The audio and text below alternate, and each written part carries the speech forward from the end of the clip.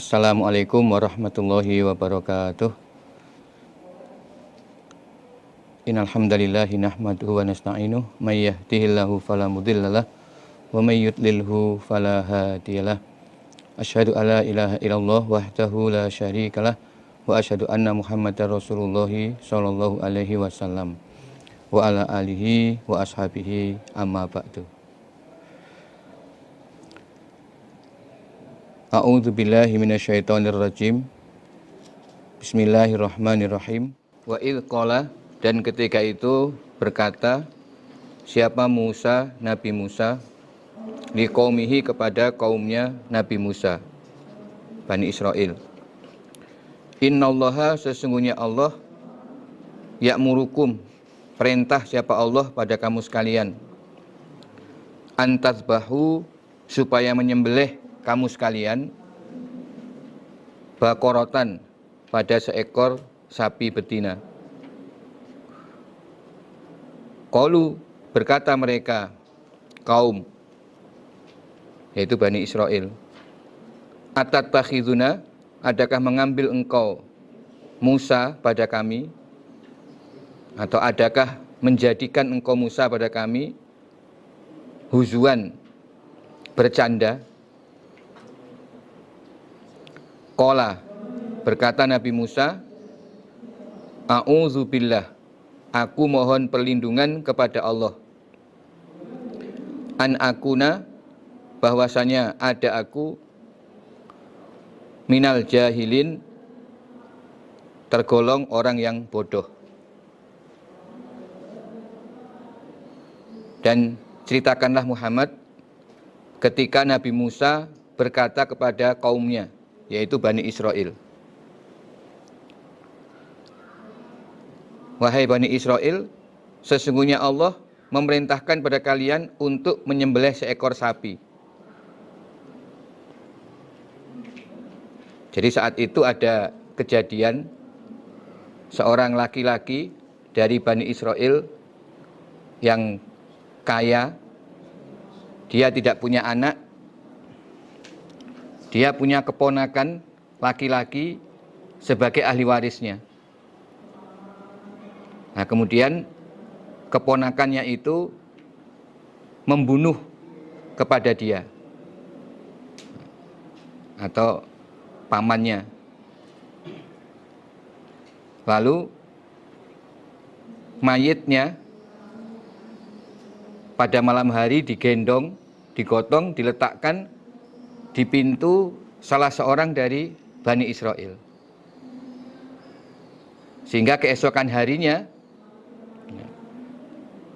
keponakannya itu menuduh bahwa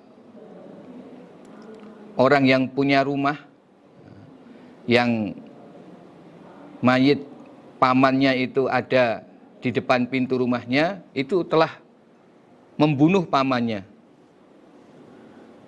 Sehingga terjadi keributan di kalangan Bani Israel. Tentu saja si pemilik rumah dan keluarganya tidak terima dengan tuduhan itu. Tapi si keponakan ini dan keluarganya juga menuduh si pemilik rumah yang membunuh pamannya. Nah, akhirnya mereka diarahkan oleh salah seorang yang berilmu untuk datang kepada Nabi Musa dan menanyakan kepada Nabi Musa, ya, siapa sebenarnya pembunuh dari orang kaya itu. Jadi urusan pembunuhan itu juga dilaporkan kepada Nabi Musa, padahal tidak ada saksi sama sekali. Tapi Nabi Musa juga melayani pada kaumnya, karena tidak bisa menghukumi, sebab tanpa saksi satupun. Kemudian Nabi Musa berdoa kepada Allah, ya, mohon petunjuk dari Allah bagaimana untuk membuktikan siapa pembunuh orang kaya tersebut, sebab tidak ada saksi sama sekali. Nah, kemudian Allah memberi wahyu kepada Nabi Musa, dan Nabi Musa menyampaikan kepada kaumnya bahwa untuk membuktikan siapa pembunuhnya, Allah memerintahkan kepada Bani Israel untuk menyembelih seekor sapi betina. Nah, karena itulah kemudian Bani Israel mempertanyakan, "Atatakhizuna huzwa?" Apakah engkau ini bercanda, wahai Nabi Musa? Masa urusan pembunuhan, lalu penyelesaiannya kami harus menyembelih sapi? Apa hubungannya sapi dengan pembuktian atas kasus pembunuhan ini? Apa benar itu wahyu dari Allah? Nabi Musa menjawab, "A'udzubillah an akuna minal jahilin." Saya mohon perlindungan pada Allah bahwa saya ini orang yang bodoh. Jangan sampai saya menjadi orang yang bodoh. Saya hanya sekedar menyampaikan perintah Allah kepada kamu. Allah sudah perintah, berarti kamu harus mentaati perintah Allah itu. Qalu, berkata mereka Bani Israel, "Ud'u, berdoalah engkau Musa, lana, untuk kami, robbaka, pada Tuhan engkau, yubayyin, maka menjelaskan siapa Allah, lana, kepada kami, mahia, apakah hiya, sapi betina itu." Wahai Nabi Musa, berdoalah kepada Allah agar Allah menjelaskan kepada kami sapi betina yang bagaimana yang harus kami sembelih. Ya, kami bingung. Kami ingin penjelasan untuk menyelesaikan kasus ini. Kami harus menyembelih sapi betina, tapi yang bagaimana? Qala, Nabi Musa, innahu, sesungguhnya Allah, yaqulu, berfirman Allah, innaha, sesungguhnya sapi betina, baqaratun, adalah seekor sapi, la faridun, yang tidak tua, di usianya tidak tua, wala bikrun, juga bukan sapi muda, betina muda, tetapi awanun, yang sedang.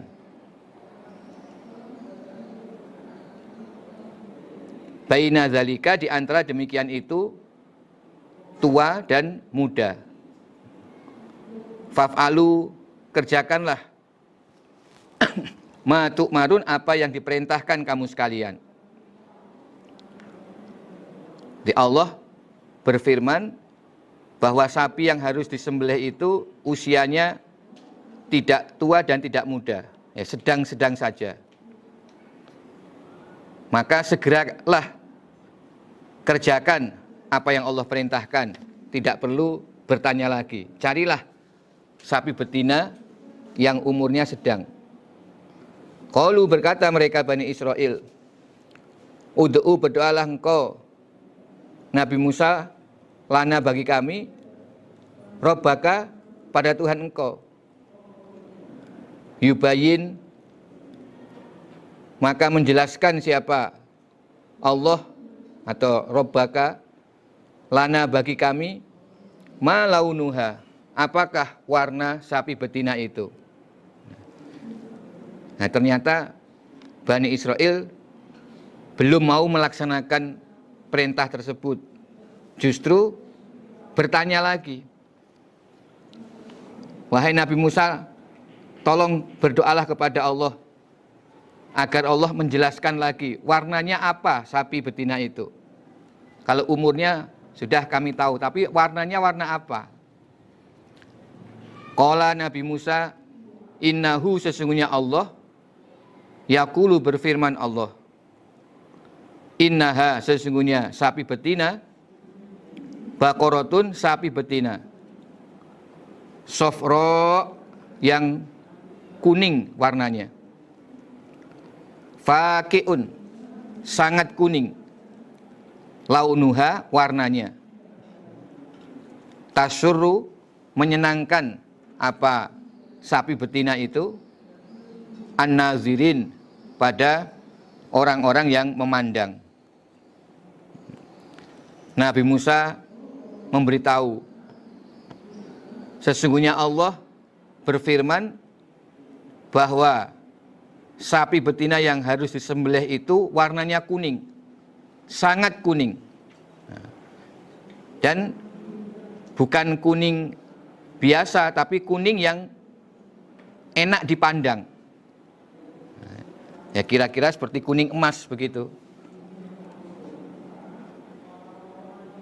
Nah, di sini Bani Israel justru akhirnya jatuh dalam kesulitan karena mereka terlalu banyak bertanya, tidak segera melaksanakan perintah.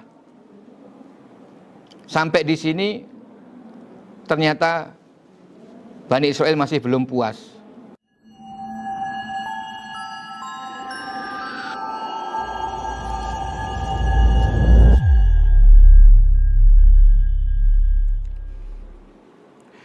A'udzu billahi minasy syaithanir rajim.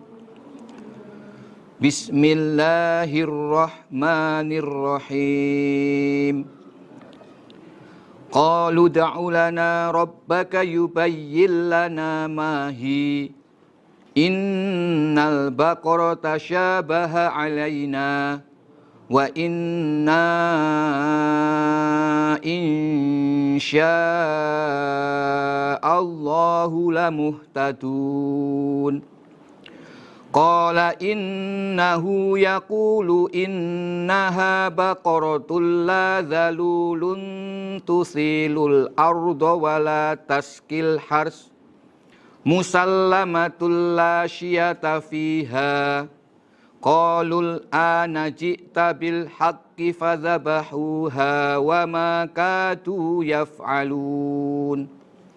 Wa idh qataltum nafsan faddara'tum fiha wallahu mukhrijum ma kuntum taktumun. Faqulna idribuhu bi ba'dihha kadzalika yuhyillahul mauta wa yuriikum ayatihi la'allakum ta'qilun.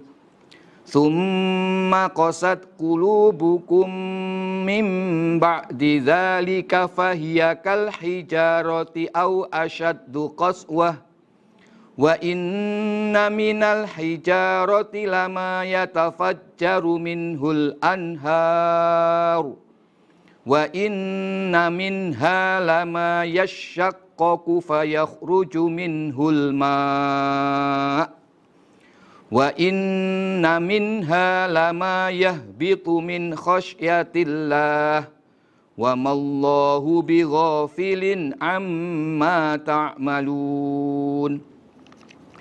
Afatatma'una an yu'minu lakum wa qad kana fariqum minhum yasma'una kalamallah thumma yuharrifunahu min ba'di ma aqaluhu wa hum ya'lamun.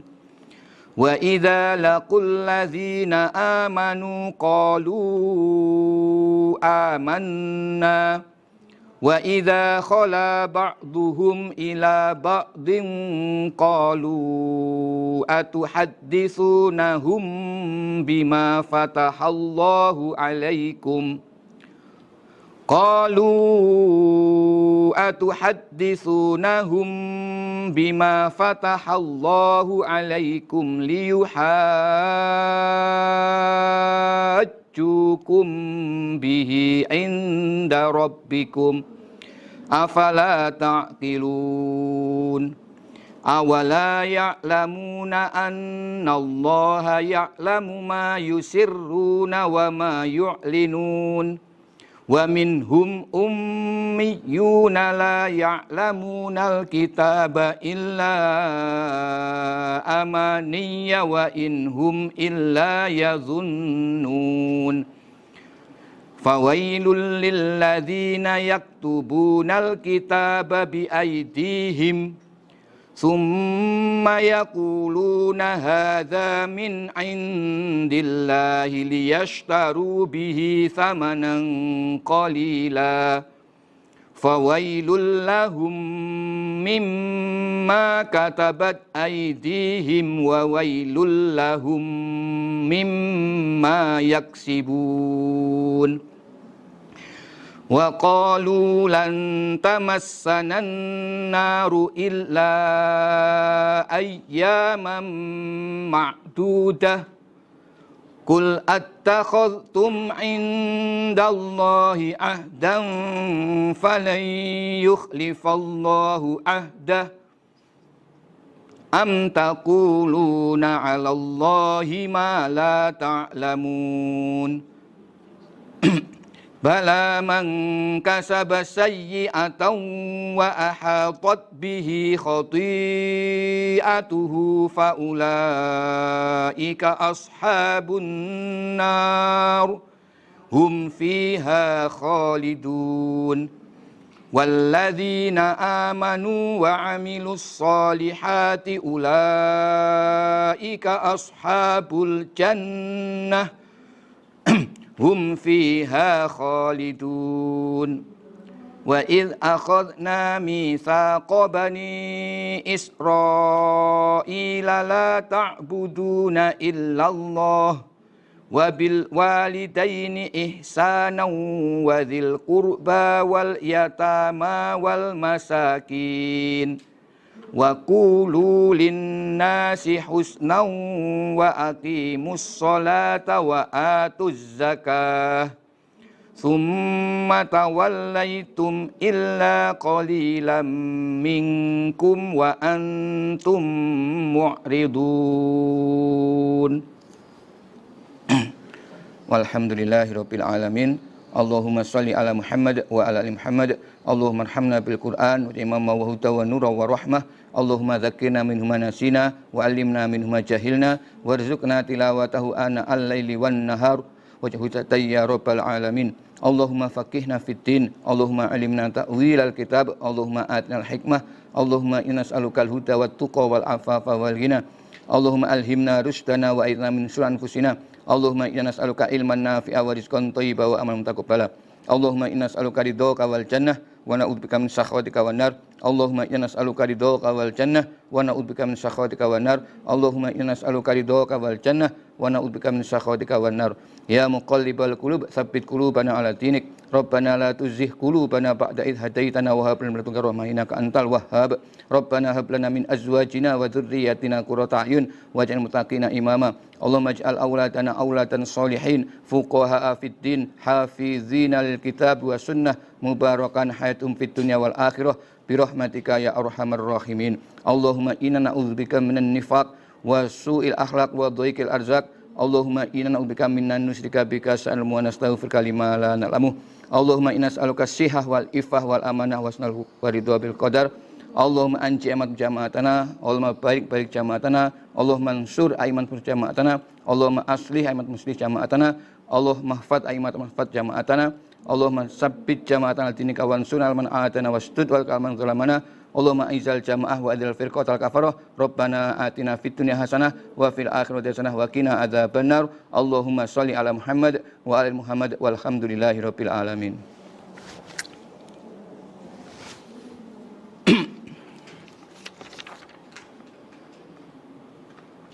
A'udzu billahi minasyaitonir rajim.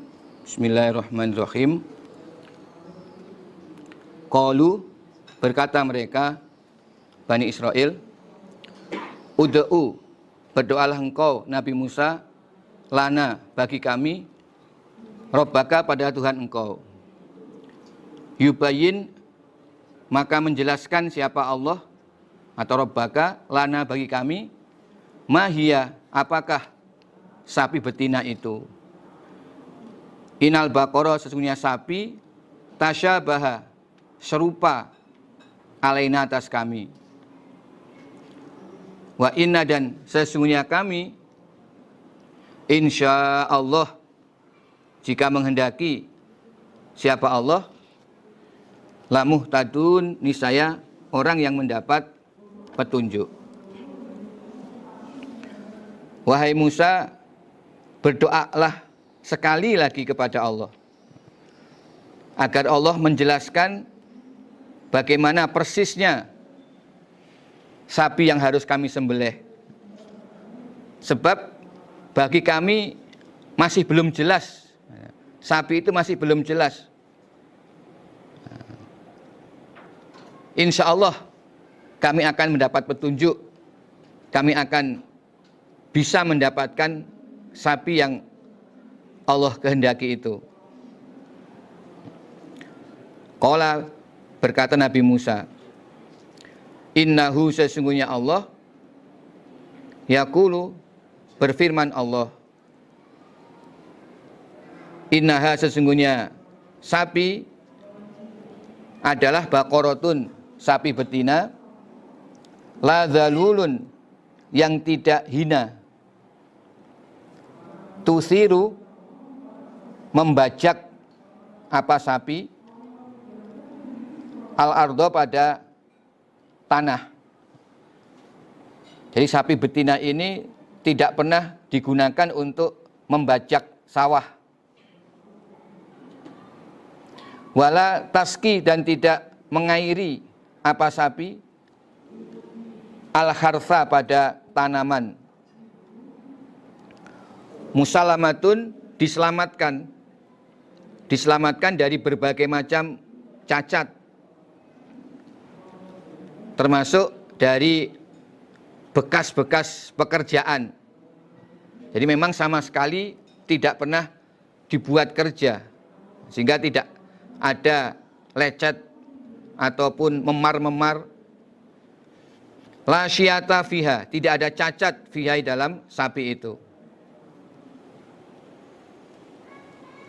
Nah, karena Bani Israel minta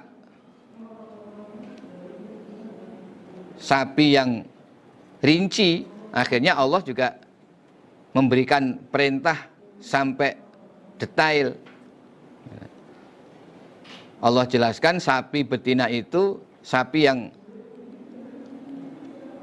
tidak pernah dipergunakan untuk kerja. Jadi sejak lahir, masa kecil sampai umur sedang itu belum digunakan untuk kerja sama sekali, masih dipelihara di rumah, nah, kira-kira begitu, sehingga tidak ada cacat dan bekas-bekas pernah digunakan untuk bekerja. Qalu berkata mereka Bani Israel, al-an sekarang jikta telah mendatangkan engkau Musa bil haqi dengan kebenaran. Ya kalau begitu sekarang telah jelas, berarti memang engkau telah menyampaikan perintah Allah dengan benar. Jadi semakin rinci Bani Israel merasa semakin yakin berarti ini adalah perintah Allah. Padahal justru semakin berat bagi mereka untuk melaksanakan. Ya.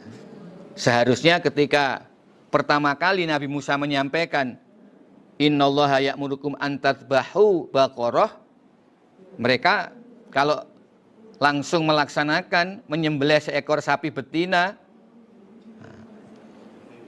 berarti sudah melaksanakan perintah. Mereka bisa mencari sapi betina yang bagaimana saja sesuai dengan yang Allah perintahkan untuk menyembelih seekor sapi betina. Nah, inilah ulah Bani Israel yang akhirnya memperberat diri mereka sendiri.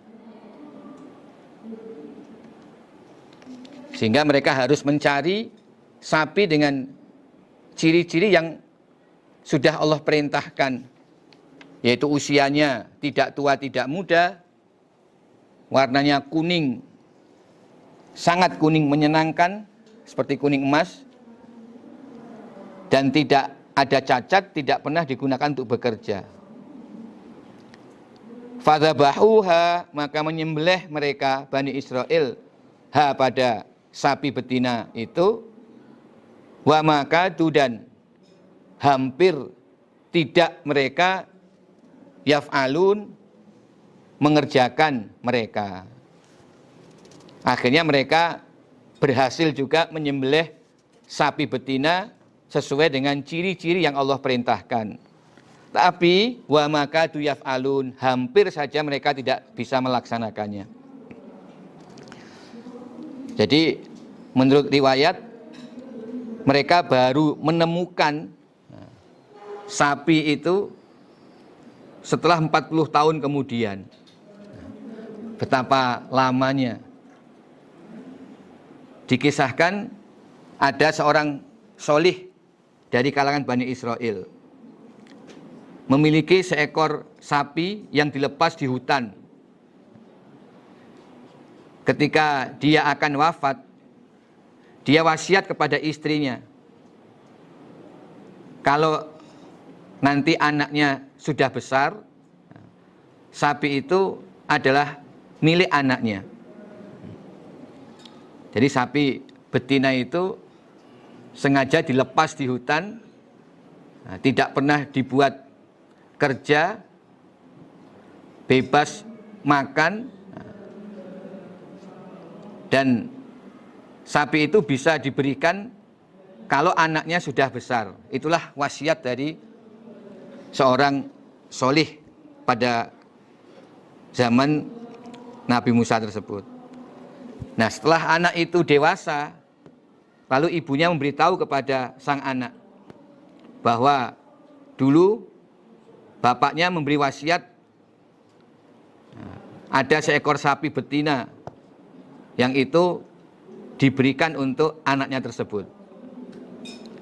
Nah, ternyata keadaan sapi betina itu sesuai dengan yang dicari oleh Bani Israel.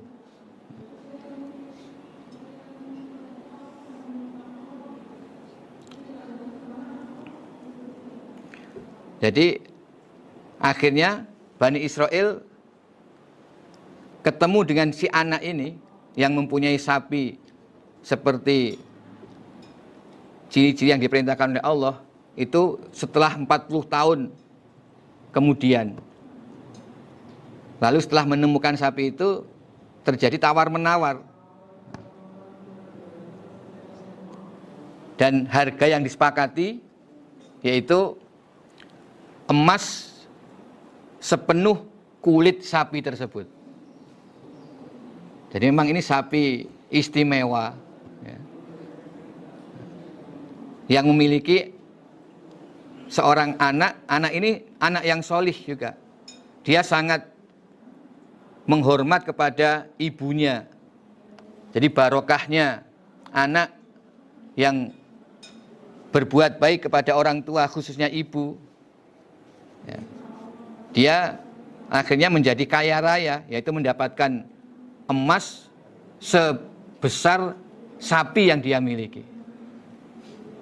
Lah Bani Israel ya mau saja membeli sapi itu karena itu satu-satunya untuk melaksanakan perintah Allah.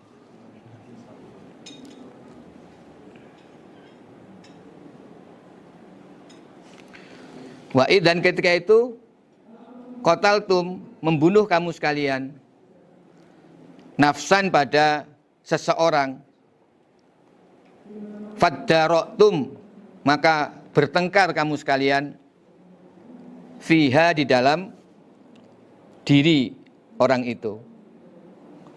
Walau adapun Allah, mukhrijun, zat yang mengeluarkan, ma, pada apa-apa, kuntum, yang ada kalian, taktumuna, menyimpan kalian. Jadi ini menceritakan kejadian awalnya, yaitu kamu membunuh seseorang lalu kamu bertengkar untuk menemukan siapa pembunuh orang tersebut. Nah, Allah akan mengeluarkan apa yang kamu sembunyikan. Maksudnya Allah akan menunjukkan siapa sebenarnya pembunuh itu. Ini ceritanya seperti yang sudah saya sampaikan sebelumnya, yaitu ada seorang kaya, dia tidak punya anak, ahli warisnya adalah keponakannya, kemudian keponakannya itulah yang membunuh kepada dia agar bisa segera mendapatkan harta warisan. Kemudian di malam hari, mayit orang kaya itu digotong lalu diletakkan di depan pintu salah seorang dari Bani Israel. Sehingga keesokan harinya mereka ribut, bertengkar. Keponakan ini menuduh si pemilik rumah itulah pembunuhnya, tapi mereka menolak. Akhirnya mereka datang kepada Nabi Musa untuk menanyakan siapa sebenarnya pembunuh dari orang kaya tersebut. Lalu Allah memberi wahyu kepada Nabi Musa bahwa Allah akan mengeluarkan apa yang disimpan, maksudnya ya, isi hati si pembunuh tersebut. Jadi yang menyampaikan tuduhan itu sebenarnya adalah keponakannya, yang melaporkan justru keponakan yang membunuh tersebut. Nah, kemudian Allah memberi wahyu kepada Nabi Musa bahwa Allah akan mengeluarkan isi hati atau apa yang disembunyikan oleh si keponakan ini, yang justru menuntut kematian pamannya. Fakulna, maka berfirman kami Allah, itribuhu, memukullah kalian, hu pada nafsan, pada orang yang dibunuh, bibak dia dengan sebagiannya sapi, nah, sebagiannya nafas.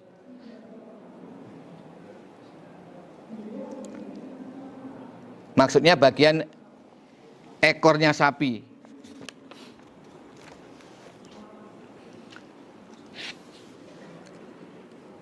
Kadzalika, seperti demikian itulah, yuhyi, akan menghidupkan siapa Allah, al-mauta, pada orang mati, wa yurikum, dan memperlihatkan siapa Allah pada kalian, ayatihi, pada ayat-ayatnya Allah, la'alakum, agar kalian ta'qiluna, berfikir kalian. Nah, kemudian Allah memerintahkan supaya Bani Israel memukul mayit orang kaya tersebut dengan bagian tubuh dari sapi yang akan disembelih, yaitu bagian lidah atau ekornya. Sebagian riwayat mengatakan itu lidah atau ekornya. Nah, setelah ekor atau lidah sapi itu dipukulkan kepada orang tersebut, lalu orang itu hidup lagi. Nah, kemudian orang kaya itu bisa bicara, cerita kepada Nabi Musa dan kepada orang-orang Bani Israel bahwa sebenarnya yang membunuh dirinya adalah keponakannya sendiri.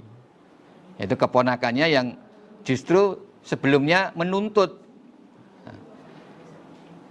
Nah, akhirnya terbongkarlah rahasia dari keponakan yang dia membunuh pamannya untuk mendapatkan warisan.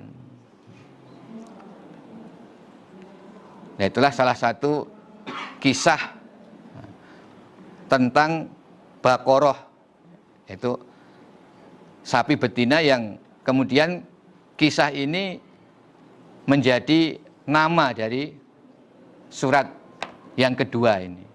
Di nama Al-Baqarah diambil dari kisah ini.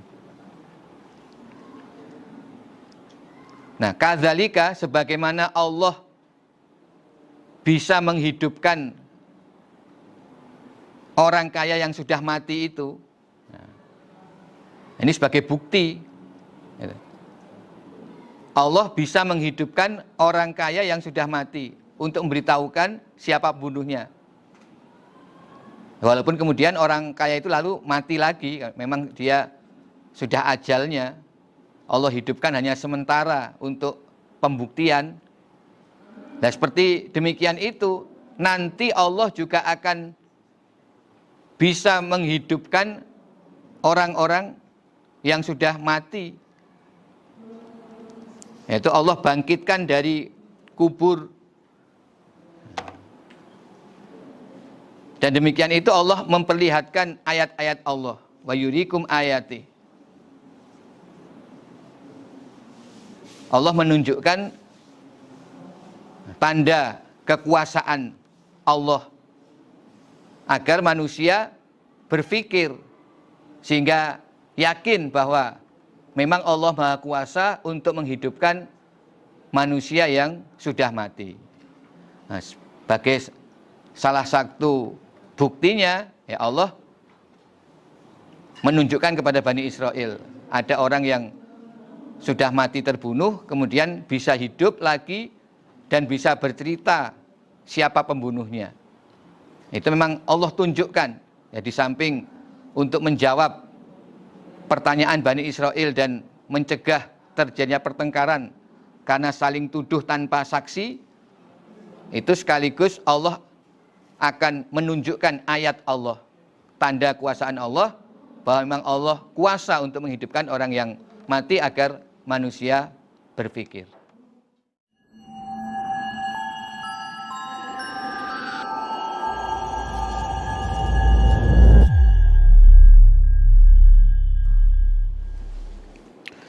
Summa qasat, kemudian keras apa qulubukum, hati kamu sekalian.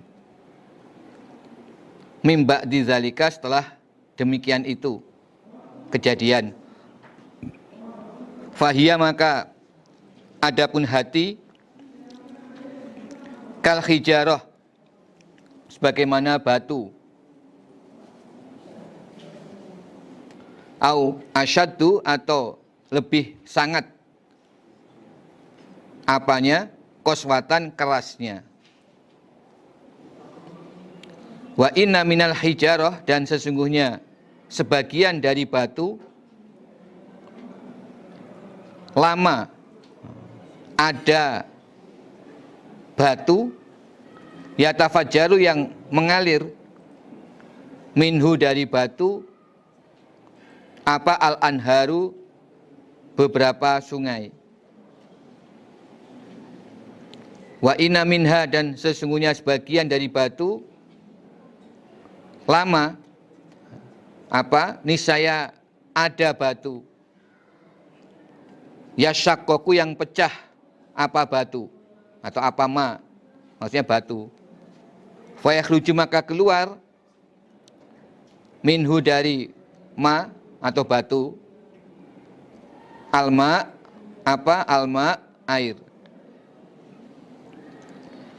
Wa inna minha, dan sesungguhnya sebagian dari batu, dari hijarah, lama ada apa-apa, maksudnya batu, ada batu, yahbitu, yang menggelundung, apa batu, min khosyatillah, karena takut kepada Allah.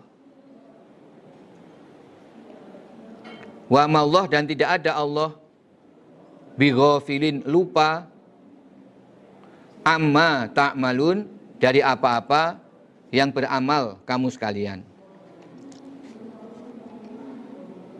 Nah, setelah kejadian atau peristiwa Allah menghidupkan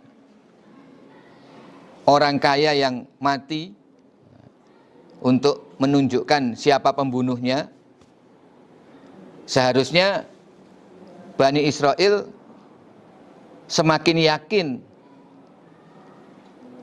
pada kekuasaan Allah dan semakin bisa taat kepada Allah. Tetapi ternyata tidaklah demikian. Setelah kejadian itu justru hati kamu sekalian, Bani Israel, menjadi keras. Justru semakin keras. Ya.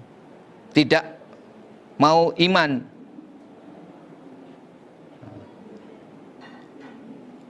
Sehingga kerasnya hati itu sebagaimana batu.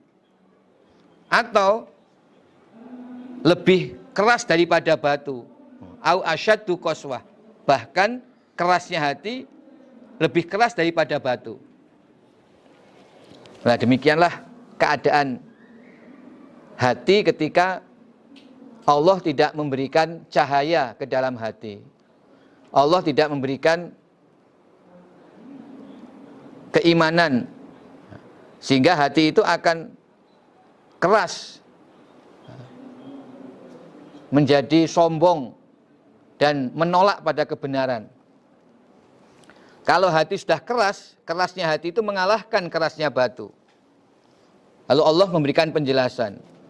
Sebagian dari batu, ada batu yang darinya mengalir air sungai.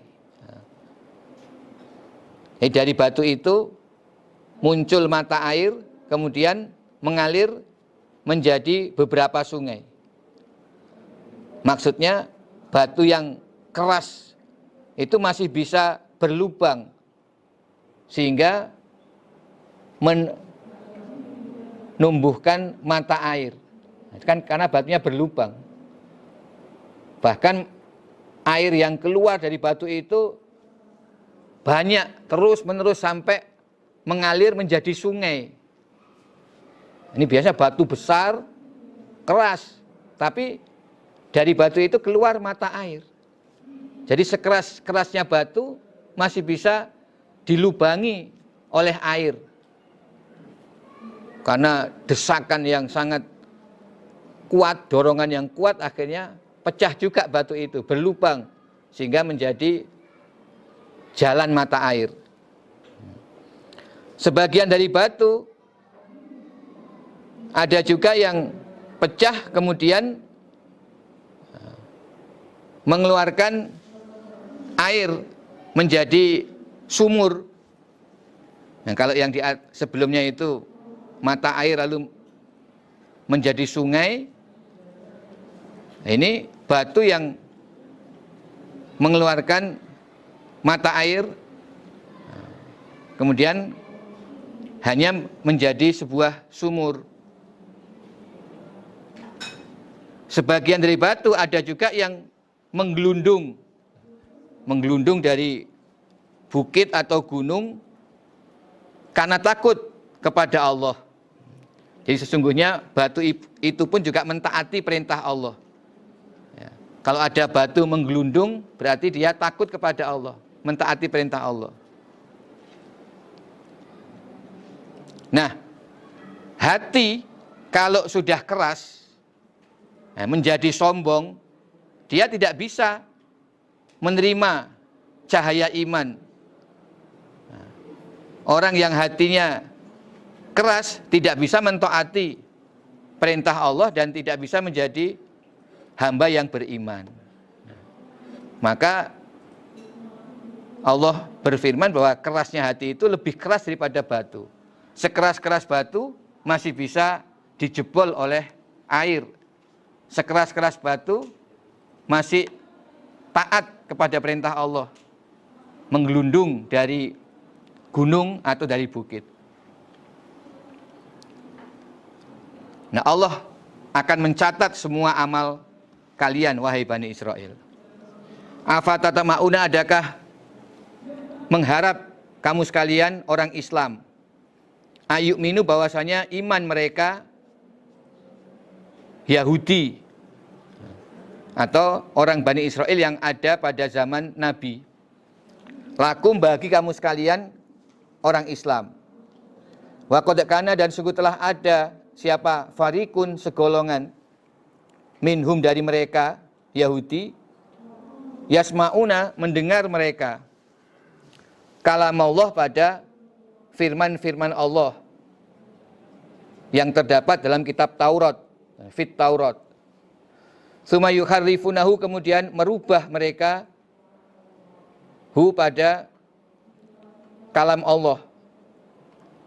Mimba dima aqalu setelah mengerti mereka hu pada kalam Allah. Wahum dan mereka ya'lamuna mengetahui. Atau mimba dima aqalu setelah memikirkan mereka hu pada kalam Allah.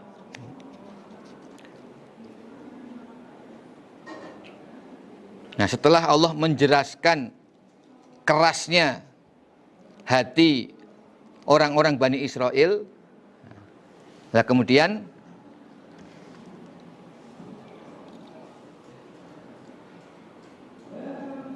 Allah bertanya kepada umat Islam ya, yang menghadapi Bani Israel yang ada pada zaman mereka, yaitu kelompok orang-orang Yahudi ini. Wahai orang-orang Islam, pengikut Nabi Muhammad SAW, nah, apakah kalian berharap orang-orang Yahudi itu akan beriman, percaya pada kalian, lalu mau masuk agama Islam seperti kalian? Padahal sebagian dari mereka, yaitu ulama-ulama mereka, mendengar firman Allah dalam kitab Taurat, kemudian mereka rubah firman Allah itu. Setelah mereka mengerti, setelah mereka memikirkannya, dan mereka menguasai ilmunya. Jadi ulama-ulama Bani Israel, ulama-ulama Yahudi, mereka sengaja telah merubah isi kitab Taurat, yaitu ayat-ayat yang menerangkan sifat-sifat kenabian Nabi Muhammad SAW. Ini mereka hilangkan, mereka hapus. Itu diantaranya. Agar orang-orang awam dari Yahudi tidak mengerti bahwa sebenarnya Al-Quran itu hak, Nabi Muhammad itu seorang Rasul dan sudah diterangkan dalam kitab Taurat. Nah, kalau ulama-ulamanya saja sudah berani merubah ayat yang sudah mereka dengar, mereka kaji, mereka fahami dalam kitab Taurat, sengaja mereka rubah. Nah, ketika ulamanya demikian, apakah kamu masih berharap bahwa mereka kalangan Yahudi mau iman, mau masuk Islam? Ya tidak usah kamu harapkan, maksudnya. Sebab apa? Jadi ulama Yahudi di samping mereka merubah isi kitab suci Taurat, mereka memang sengaja membiarkan umatnya dalam keadaan bodoh dari kitab suci Taurat. Mereka tidak pernah atau jarang sekali untuk mengajarkan kitab Taurat kepada umat mereka. Jadi cara mereka membimbing umat itu mengajak umatnya untuk taklid saja, percaya kepada ulama-ulama, mengikuti kata-kata ulama tanpa mengaji dari kitab suci. Nah, itulah keadaan kaum Yahudi. Jadi orang awam dibiarkan bodoh dari kitab suci, mereka tidak ajarkan. Nah, sedangkan ulamanya berkhianat, mereka merubah ayat-ayat dalam kitab suci. Nah, kalau sudah demikian, apa yang bisa diharapkan dari orang Yahudi untuk mau masuk Islam? Sudah sangat sulit. Dan kenyataannya tidak banyak orang Yahudi yang masuk Islam. Dalam hadis Bukhari sampai Rasulullah SAW bersabda, "Lau amana asyratun minal yahud, la amana bi al yahud." Andaikan saja ada 10 tokoh Yahudi, 10 ulama Yahudi mau iman, mau masuk Islam, tentu umat Yahudi akan ikut masuk Islam. Karena Nabi tahu keadaan orang Yahudi ini, mereka taklid buta. Orang awamnya tidak mengerti ilmu dari kitab suci. Mereka taklid kepada tokoh-tokoh ulama-ulama mereka. Maka kuncinya ada pada ulama-ulamanya, tokohnya. Kalau tokohnya ini mau masuk Islam, akan diikuti oleh kaumnya. Tapi kalau tokohnya tidak mau masuk Islam, maka ya jangan diharapkan kaumnya akan masuk Islam, sebab mereka itu orang-orang yang sudah biasa taklid. Wa idza laqu, dan ketika ketemu mereka, alladzina amanu, pada orang yang beriman, yaitu orang Islam, qalu, maka berkata mereka, orang-orang Yahudi, amanna, iman kami. Wa idza khala, dan ketika kembali siapa ba'dhum, sebagian mereka, ila ba'dhin, pada sebagian, qalu, maka berkata mereka ba'dhin, atuhaddisunahum, adakah bercerita kamu sekalian, ba'duhum, hum, pada mereka, orang-orang iman atau orang Islam, bima, dengan apa-apa, fataha, yang telah membukakan siapa Allah, alaikum, atas kamu sekalian, liyuhajjukum, agar membantah mereka orang-orang iman atau orang Islam pada kalian, yaitu ba'duhum, bihi, dengan ma fatahallah, inda rabbikum, di sisi Tuhan kalian, maksudnya di akhirat. Afala ta'qilun, adakah maka tidak berpikir kalian? Jadi ketika sebagian orang-orang Yahudi bertemu dengan orang iman, yaitu orang Islam, mereka berkata, amanna, kami iman, kami Islam. Tetapi ketika sebagian orang ini lewat pada ulamanya atau pemimpinnya, jadi ba'din itu maksudnya ulama mereka atau pemimpin mereka, sedangkan ba'duhum ini adalah umatnya, pengikutnya. Jadi para pengikutnya ini ketika ketemu orang Islam, mereka menyatakan kami iman, kami Islam. Tapi ketika mereka kembali pada ulama mereka atau pemimpin mereka, maka pemimpin mereka berkata, apakah kamu menceritakan kepada orang-orang Islam dengan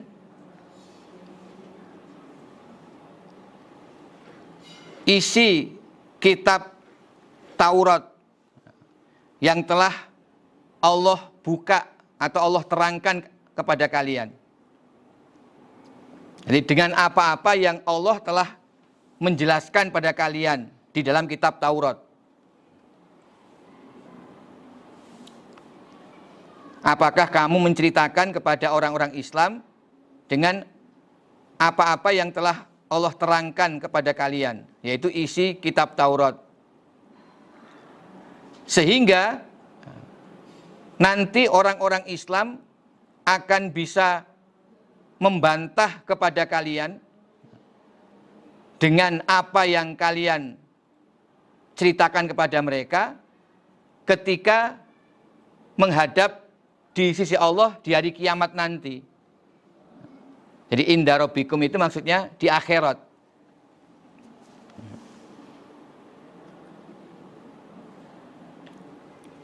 Jadi ulamanya ini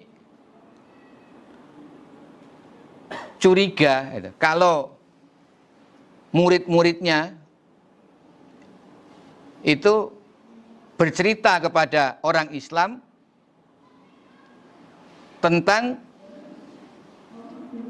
isi yang ada dalam kitab Taurat. Ya, baik sebagian ayat yang nantinya apa yang mereka ceritakan kepada orang Islam itu akan menambah hujahnya orang Islam untuk membantah kepada orang Yahudi pada hari kiamat nanti.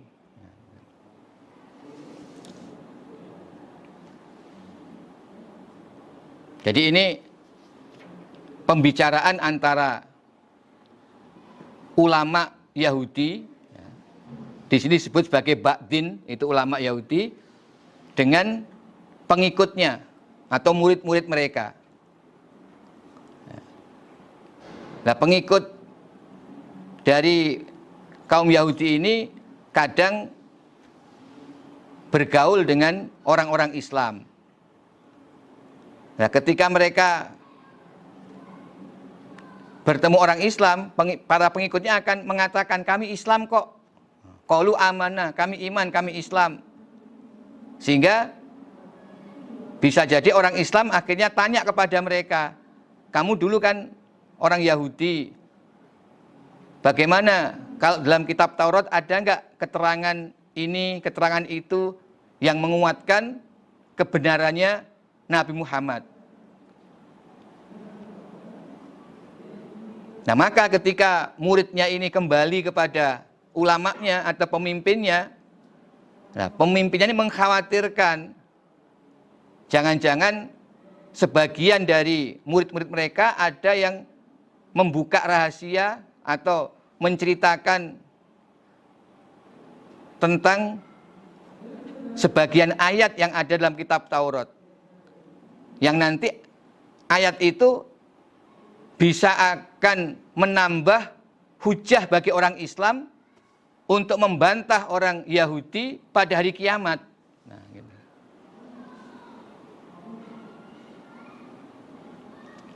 Jadi ulama Yahudi ini takut ya kalau rahasia mereka terbongkar, atau takut kalau orang Islam nanti punya tambahan hujah untuk menyalahkan ulama Yahudi ini ketika di akhirat, dengan bukti bahwa mereka mengetahui bahwa sebagian isi kitab Taurat itu ada yang menguatkan kebenaran Nabi Muhammad dan Al-Quran sebenarnya, yang mereka dapatkan dari murid-murid atau pengikut-pengikut ulama Yahudi ini. Memang ini perlu sedikit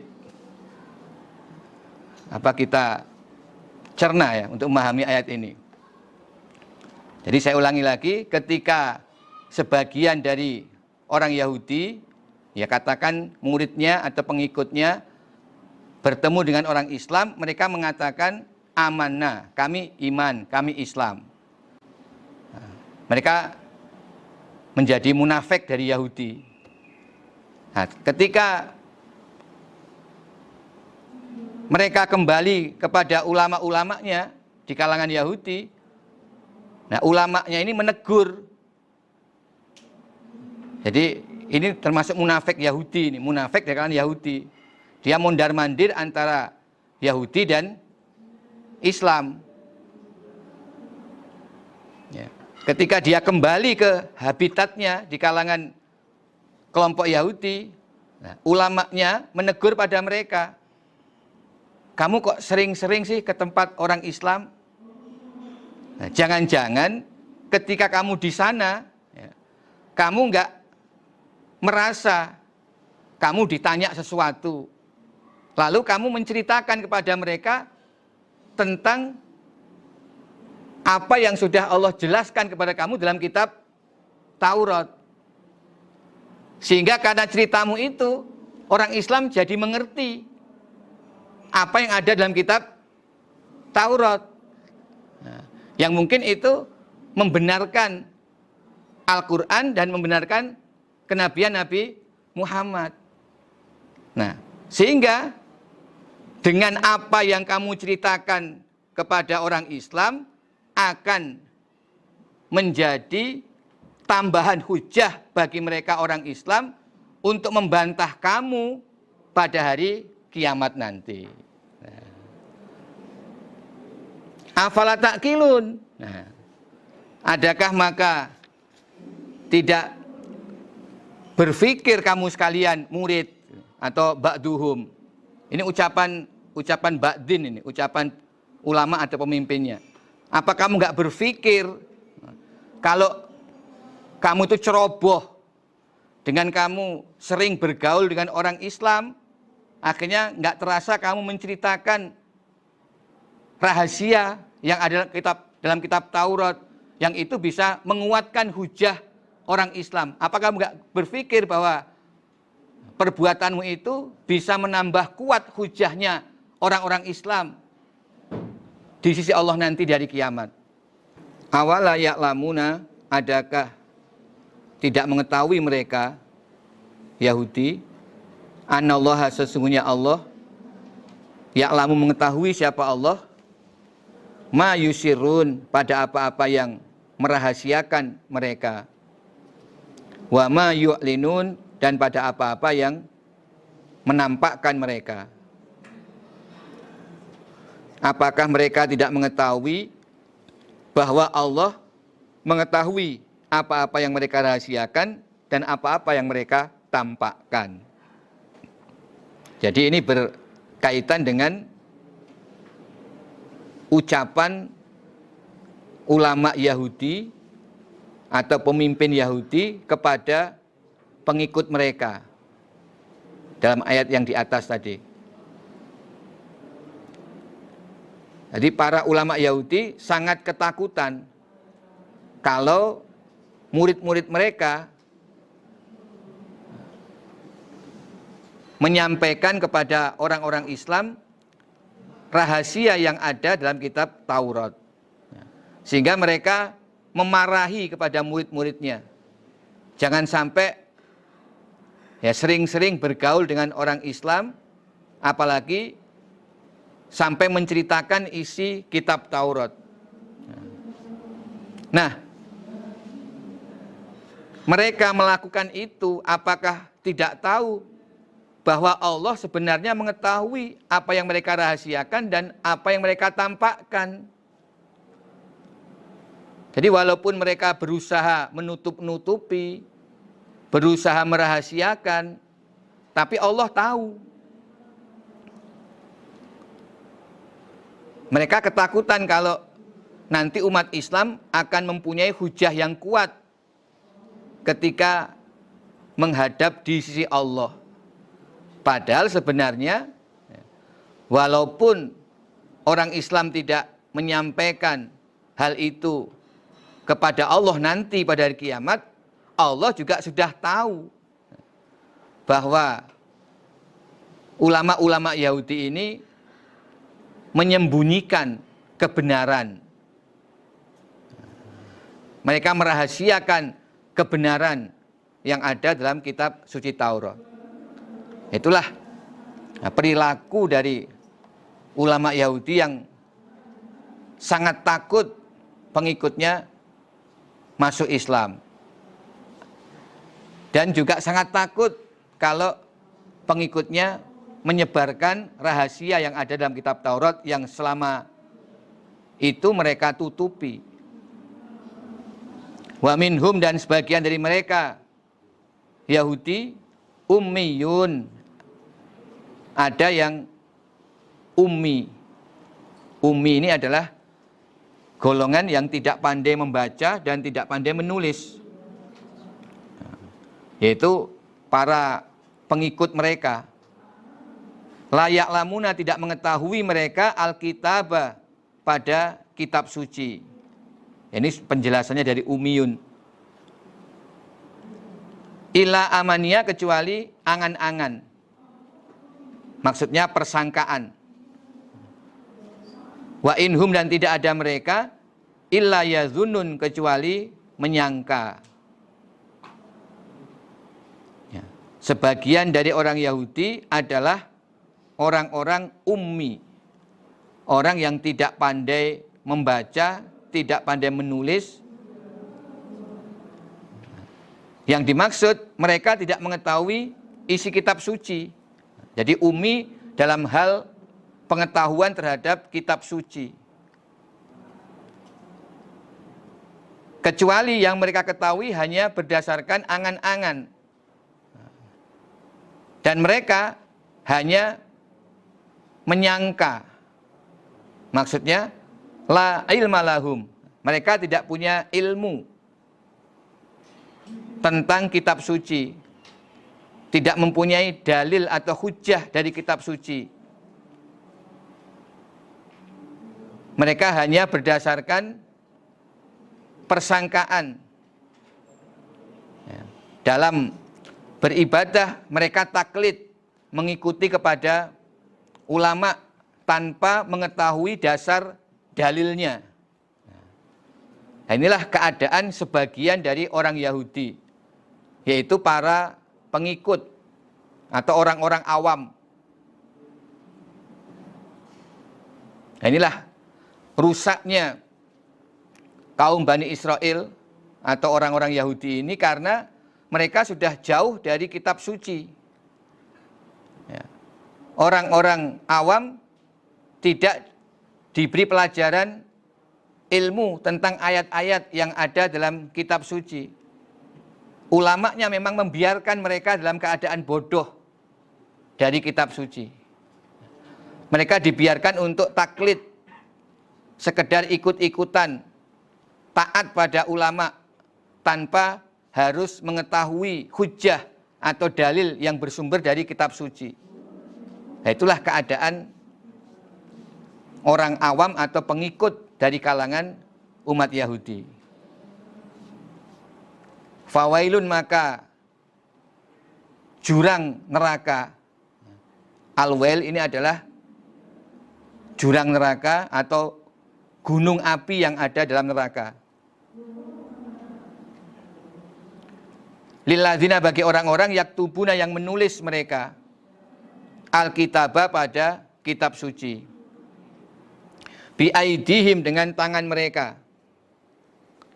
Sumayakuluna, kemudian berkata mereka, hadza, ini kitab suci yang mereka tulis. Hadza, ini kitab suci yang mereka tulis. Min indillah, adalah dari sisi Allah. Liyastaru, untuk menukarkan mereka bihi, dengan kitab suci yang mereka tulis, samanan qalilan, pada harga yang sedikit, yaitu harta keduniaan. Fawailun, maka jurang neraka atau gunung neraka,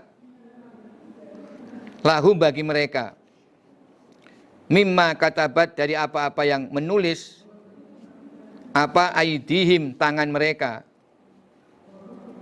Wa wailun, sampai 3 kali diulang, dan jurang neraka atau gunung neraka, lahum, bagi mereka, mimma yaksibun, dari apa-apa yang berbuat mereka.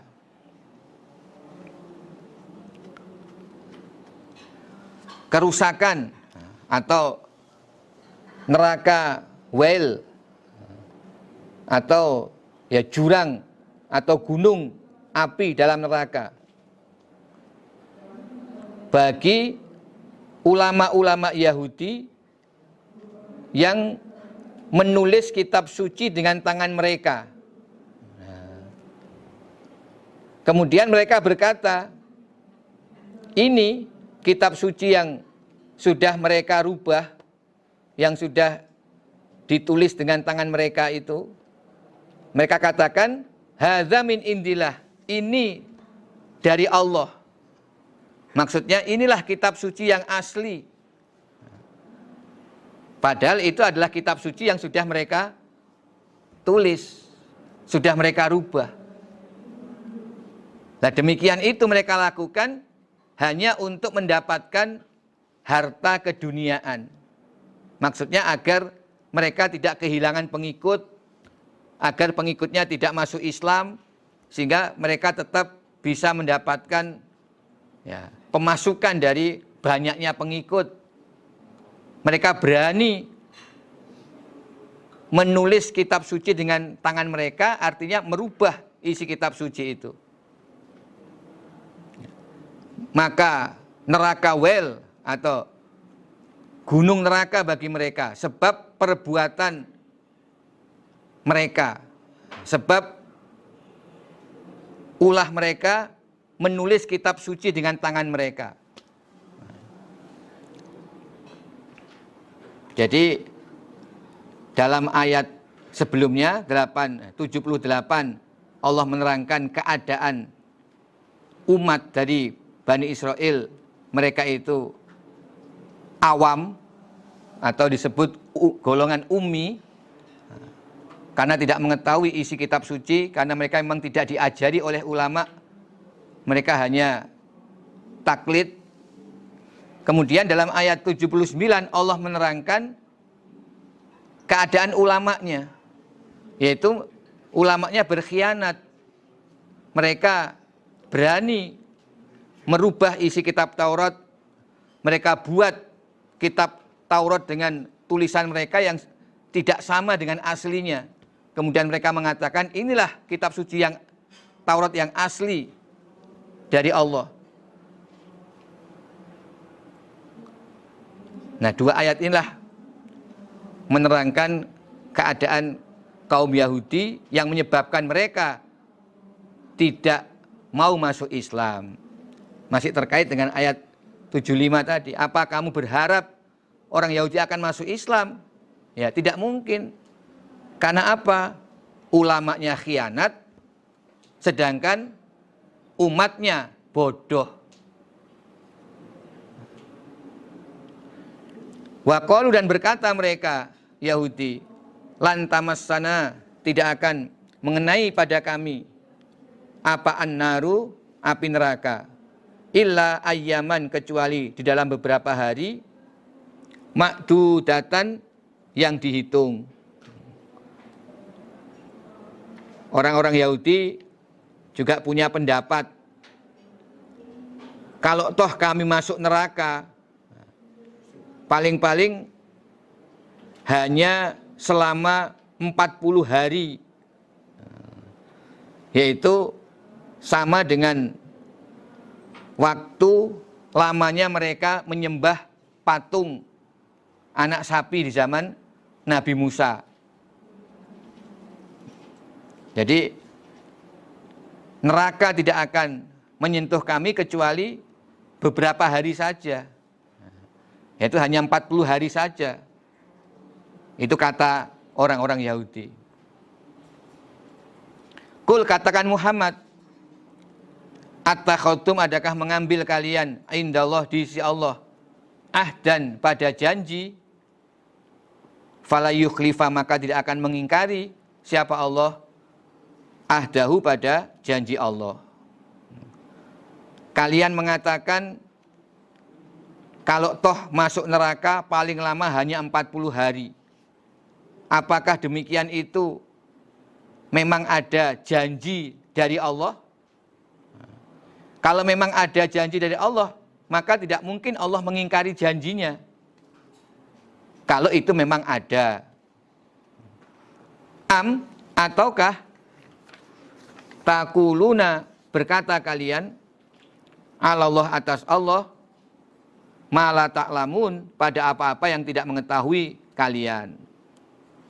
Atau ucapan kalian itu hanyalah ucapan tanpa berdasarkan ilmu. Jadi kalian berkata tentang urusan Allah dengan tidak berdasarkan ilmu atau tidak ada dalilnya. Nah, tentu saja ya yang mereka ucapkan itu tidak ada dalilnya. Karena Allah juga tidak pernah menjanjikan bahwa di neraka hanya 40 hari, tidak ada. Itulah pendapat ngawur mereka. Bala, iya. Ya, kekal. Tidak hanya 40 hari. Tapi, ya, kekal. Yaitu, man barang siapa kasabah yang berbuat sayyi'atan pada kejelekan, wa ahatot dan meliputi bihi dengan kejelekan itu, apa khoti'atuhu, kesalahannya man, orang. Barang siapa yang berbuat kejelekan, kemudian kesalahannya meliputi pada orang, nah, bihi dengan orang ya. Dan meliputi bihi dengan orang apa khoti'atu, kejelekannya itu. Maksudnya kejelekan yang paling besar, yaitu syirik. Sehingga karena syiriknya, dosanya tidak terampuni lagi. Ya, kebaikannya jadi lebur karena dosa-dosanya syirik tersebut. Faulaika maka mereka itu ashabunar, penghuni neraka. Hum, adapun mereka fiha, di dalam neraka, khalidun, orang-orang yang kekal. Jadi yang dimaksud sayyi'atan, kejelekan, kemudian kejelekannya ini bisa meliputi orang tersebut, itu adalah perbuatan syirik. Karena dengan syirik, maka semua kebaikan orang itu tidak ada artinya. Berarti kalau dirangkaikan kalimat ini, barang siapa berbuat syirik, maka mereka itu adalah penghuni neraka dan kekal di dalam neraka.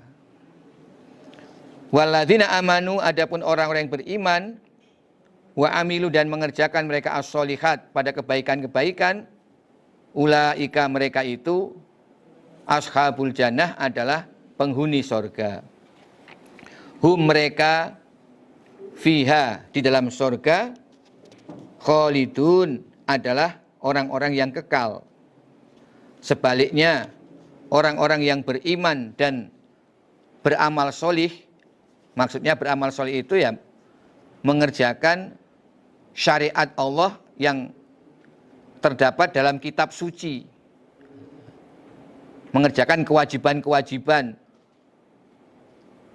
yang ada dalam kitab suci, maka merekalah penghuni surga, mereka kekal di dalam surga. Alhamdulillah, jazakumullahu khairan. Assalamualaikum warahmatullahi wabarakatuh.